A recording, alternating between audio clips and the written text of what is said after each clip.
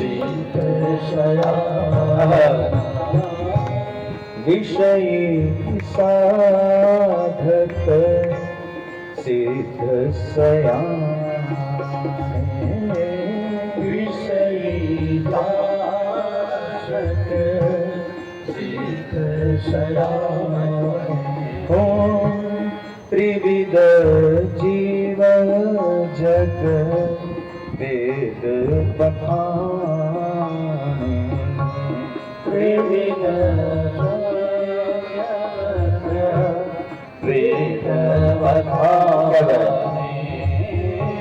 त्रिविध जीव जग वेद बखाने त्रिविध जीव जग वेद बखाने विषयी साधक सिद्ध शयान विषयी साधक सिद्ध शयान त्रिविध जीव जग वेद बखाने त्रिविध जीव वेद बखाने मंगल भवन अमंगल मंगल भवन अमंगल हारी प्रभु सुदर्शन रथ अजिर बिहार प्रभु सुदर्शन रथ अजिर बिहारी विषयी साधक सिद्ध शयान विषयी साधक सिद्ध शयान विषयी साधक सिद्ध शयान है। बाबा दुनिया में 3 प्रकार के लोग भगवान कृष्ण कह रहे हैं, बड़े गंभीरता से सुनिए। क्यों? महाराज सत्राजित आए। आसीत सत्राजित सूर्योर भक्तस्य परम सख प्रीतिस्तस्मै मणिं प्रादात् सूर्येष्टस्य मंतकम्। भगवान के सामने माते सत्राजित आए। तो क्यों आया है? बोले सत्राजित छोटा राजा है, तो भगवान द्वारिकानाथ को भैया साल में एक बार टैक्स देना पड़ता है। देखिए तब भी टैक्स है, और हमें बड़ी प्रसन्नता आज हमारी कथा में डिपार्टमेंट भी है। टैक्स कितना देना है ये भी लिखा है। क्या हमारी सनातन परंपरा है भैया है? आज भगवान को कर दे दिया। इनकम टैक्स साल में तुम कितना कमाते हो उसका एक हिस्सा सरकार को देना जरूरी है। अब देखिए भैया भगवान ने सत्राजित से जो प्रश्न पूछा इसकी गहराई समझिए। भगवान ने पूछा ये बताओ तुम्हारे घर में कितने लोग? भगवान को क्या जरूरत है पूछने की? भगवान यूं ही कभी कुछ पूछेंगे नहीं, क्योंकि भगवान कोई साधारण हस्ती नहीं है। वो अगर देख ले तो कारण होगा, मुस्कुरा दे कारण होगा, पूछ लिया तो बड़ा ही कारण है। भगवान ने पूछा सत्राजित तुम्हारे घर में सदस्य कितने हैं? सत्राजित ने कहा प्रभु हमारे घर में 4 लोग। 4 लोग कौन कौन? मैं हूं, मेरी पत्नी है, मेरी एक बेटी है नाम है सत्यभामा, और मेरा एक छोटा भाई है प्रसेन। भगवान ने कहा सत्राजित बुरा मत मानना, तुम्हारे गले में जो मणि पड़ी है अगर मेरा अंदाजा सही है तो ये स्यमंतक मणि, स्यमंतक। तुम्हारे घर में कुल मिला के 4 आदमी, और इस मणि की आमदनी कितनी है? इसे कमाते कितने हो? खुद सत्राजित कह रहा है, दिने दिने स्वर्ण भारा नष्ट सस्रजति प्रभु। प्रभु इसमें से मुझे 8 भर सोना मिलता है डेली। भाई 24 कैरेट है, ऑर्नामेंट्स नहीं है, शुद्ध सोना। कितना? 8 भर। बाबा उसको अगर हम ग्राम में कन्वर्ट करें तो 100 ग्राम सोना रोज। भैया आज के हिसाब से आप उसको कैश में कन्वर्ट कर लीजिए। भगवान ने भैया ऐसा पूछा क्यों पता है आपको? भगवान देखना चाहते थे इसका ये जो पैसा है ये जा कहां रहा है। सत्राजित भूल गया, सत्राजित बाबा जिस पद पर बैठा है वो राजा है। राजा का परिवार कौन है? केवल 4 आदमी हैं क्या? प्रजा क्या है? उसके परिवार है। जिस दिन राजा अपने पर्सनल फैमिली को फैमिली मानेंगे, उसका राजधर्म का क्या मतलब होगा? और आज के सबसे बड़ी प्रॉब्लम नेताजी लोग के साथ यही है, भूल गई कि प्रजा हमारी सत्ता। जैसे ही कोई सत्ता पर बैठता है तो सबसे पहले ये सोचता है हमारी फैमिली के लिए हम कुछ करें। गड़बड़ी यही है, ये राजधर्म तो नहीं। भगवान ने पूछा 8 भर सोना है और तुम्हारे घर में खाने वाले कुछ ज्यादा नहीं है। एक काम कर, क्या ये धन से तुम प्रजा के हित में, अपने देश के हित में कुछ करो। क्यों भैया? पता है हम भारत में बचपन से एक चीज सुनकर के बड़े हुए। क्या सुन के बड़े हुए? साईं इतना दीजिए। कितना? जामे कुटुंब समाए। हमें बचपन तो यही सिखाया, ये तो कभी नहीं सिखाया क्या साईं इतना दीजिए जितने में बक्सा समाए। मैं भी भूखा ना रहूं, साधु न भूखा। मेरे घर में कोई आ गया, मेरे पास इतना हो 1 मुट्ठी अनाज मैं उसको दे दूं, तो क्या अर्थ कमाना गलत है? नहीं। आप जितने मेरे अधिकारी लोग बैठे हैं, क्या भगवान द्वारिकानाथ के पास सोने की द्वारिका नहीं है? तो रावण के पास क्या है भैया? सोने की लंका है। तो दोनों के पास तो सोने की है, तो आपत्ति क्या है? बोले कोई आपत्ति नहीं। माताएं लोग ध्यान से सुनिए, धन कमाना कोई आपत्ति नहीं है, आप खूब कमाइए, बक्सा भरिए, कम पड़े तो बैंक का लॉकर में रखिए। लेकिन एक चीज हमेशा याद रखिए, आज जाते जाते एक नया सूत्र और बता दूं। हमारे भारत की धरती माते हमें बचपन से सिखाती है क्या? सबसे पहले क्या है? बोले धर्म, दूसरे नंबर पर अर्थ, तीसरे नंबर पर काम, और चौथे नंबर पर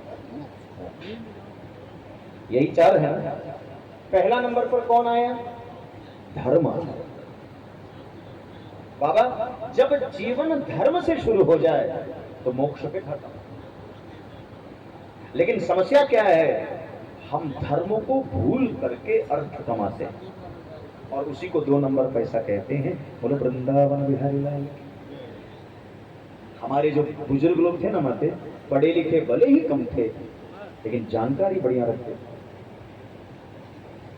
जब बेटा घर में कमा के लाता था तो घर के बुजुर्ग लोग पूछते थे, सुनो कहीं 2 नंबर तो नहीं है?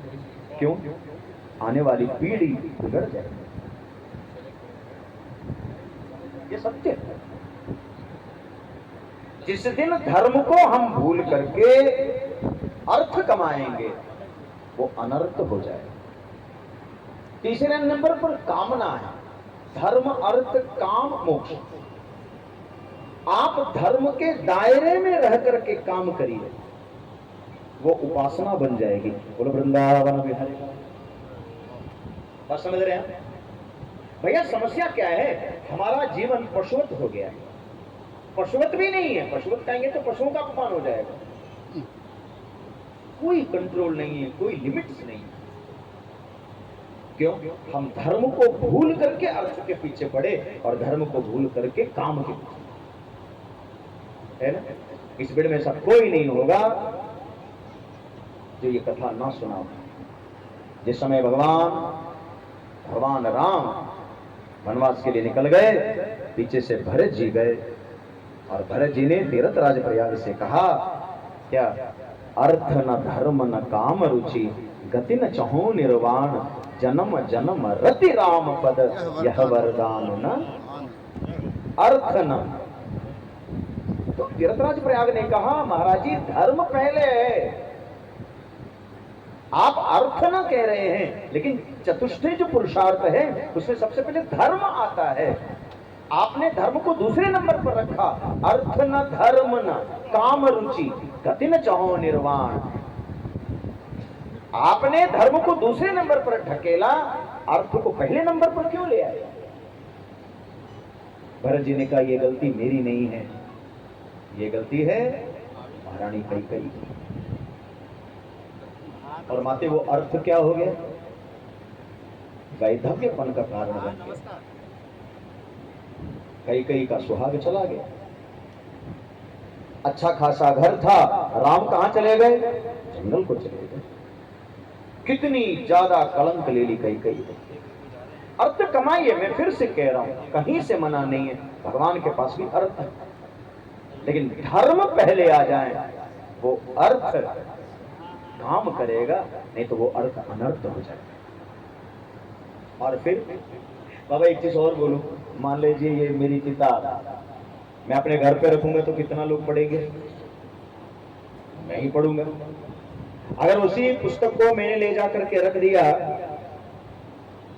लाइब्रेरी में,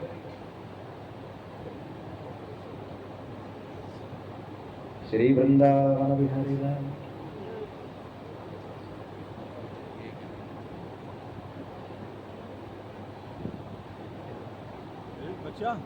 बच्चा मास्टर है, मास्टर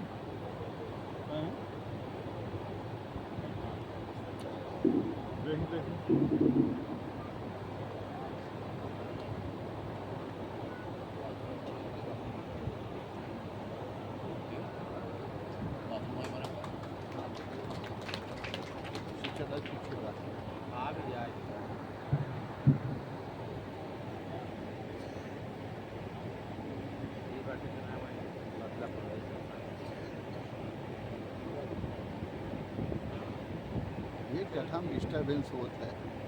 आज लागत ऐसे हुए आज इस्लाम है, आज ऐसे हुए भाई, सब चलाओ जो चलाओ।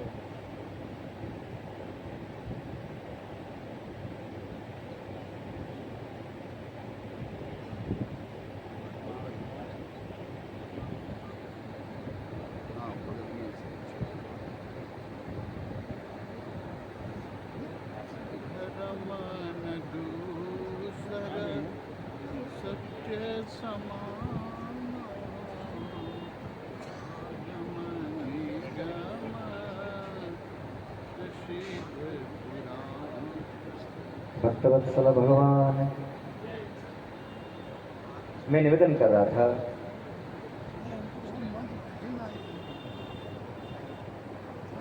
हमने कभी ये नहीं सुना कि दान करके कोई बर्बाद हो।